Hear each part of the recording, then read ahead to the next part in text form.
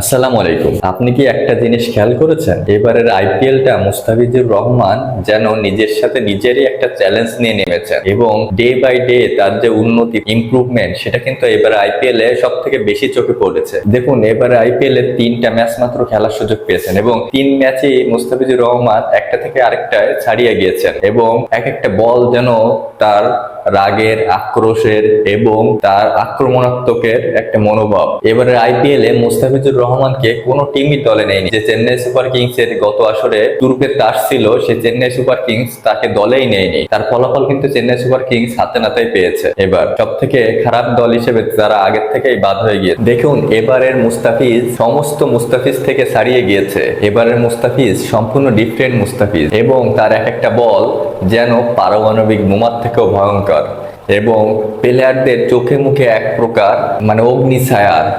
মুস্তাফিজের বল মানেই কোন দিক থেকে খেলবে, এই দিক থেকে বল গেলে ওই দিক থেকে চলে যাচ্ছে, এদিকের বল এইদিকে চলে যাচ্ছে, কোনো তাড়াহুড়ো করে সামনে এগিয়ে মারতে যাবে তাও আকাশেও বল। এবং বিশেষ করে কিপারের হাতে ক্যাচগুলো আরো বেশি সুন্দর করে গিয়েছে এবং বলের টাইমিং মিস্টেক, বলের প্লেসমেন্ট মিস্টেক করাতে ব্যাটসম্যানরা কিপারের হাতে ক্যাচ দিতে বাধ্য হয়েছে এক প্রকার।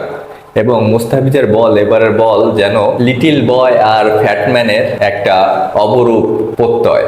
এবং যে দুইটি পারমাণবিক বোমা পৃথিবীর বুকে নিক্ষেপ করা হয়েছিল তারই একটা প্রতিচ্ছবি মনে হয় মুস্তাফিজের এবারের আইপিএল এর তার বলগুলো।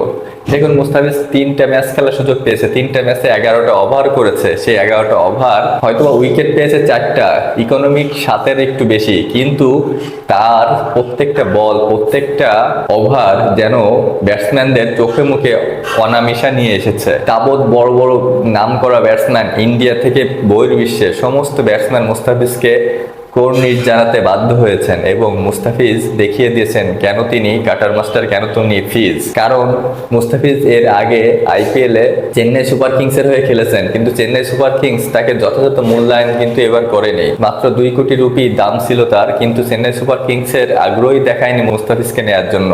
3-3বার নিলামে নাম উঠলেও তারপরও মুস্তাফিজের নাম চেন্নাই সুপার কিংস কখনো ডাকেইনি, কখনো ধরেইনি। সেই চেন্নাই সুপার কিংস কিন্তু এবার তলানিতে থেকে তাদের আইপিএল শেষ করছে। তো মুস্তাফিজ তিনি কিন্তু যদি কোনো টিমের প্রথম থেকে থাকার সুযোগটা পাইতো তাহলে হয়তো বা হাইয়েস্ট উইকেট টেকারের তালিকায় সেরা 5-এর ভিতরে থাকতো, এটুকু শিওর করে বলা যায়। এবং মুস্তাফিজ কিন্তু বাংলাদেশের এমন একজন বোলার যে বোলার সব থেকে বেশি উইকেট প্রাপ্ত সাকিব আল হাসানকেও ছাড়িয়ে গিয়েছেন এই মুস্তাফিজুর রহমান। তো মুস্তাফিজুর রহমান গতকালের ম্যাচে তিনি দেখিয়ে দিয়েছেন তিনি সেরাদের সেরা এবং তিনি নিলামে ওই 18-20 কোটি টাকা দিয়ে যেসব তারকাকে কেনা হয় তাদের থেকে কোনো অংশে কম না তার দিনে। এবং তিনি ব্যাটসম্যানদের নাকানি চুবানি খাওয়াতে যে কতটা পটু সেটা এই 3 ম্যাচে ভালো করে বুঝতে পেরেছে আইপিএল সহ গোটা বিশ্ব।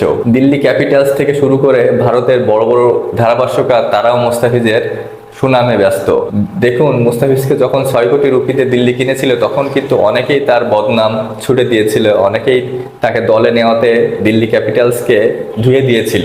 একটা পর্যায়ে দিল্লি ক্যাপিটালস এমনও পোস্ট দিতে বাধ্য হয়েছে যে মুস্তাফিজকে তারা মিচেল স্টার্ক এর বিপরীতে নিতে হয়েছে, তা না হলে কোনো উপায় ছিল না, এমনও বলতে হয়েছে। কিন্তু সেই মুস্তাফিজ ম্যাচ খেলাতে সমস্ত যারা তার বিপরীতে ছিল, যে সমস্ত দর্শক থেকে যেসব কর্মকর্তা তার বিপরীতে ছিল, তারাই কিন্তু মুস্তাফিজের গতকালের ম্যাচে সুনাম করেছেন এবং তারাই তাকে বাহবা দিয়েছেন। দেখুন, মুস্তাফিজুর রহমান 3-3টা উইকেট নিয়েছে গতকাল, তিনি কিন্তু ম্যান অফ দ্য ম্যাচ হইতে পারতেন, কিন্তু সামির রিজভী তার দুর্দান্ত পারফরমেন্সের কারণে তিনি কিন্তু ম্যান অফ দ্য ম্যাচ হইতে পারেনি, কিন্তু তিনি সবার মন জয় করে নিয়েছেন। তিনি তার 3-3টা ওভারে তিনি কিন্তু 3 উইকেট নিয়েছেন এবং তার বলগুলো বিশেষ করে এক প্রকার যে যুদ্ধের ভিতরে যে কামিকাজি ড্রোন এবং যে পারমাণবিক বোমা তেমনই বলগুলো তার।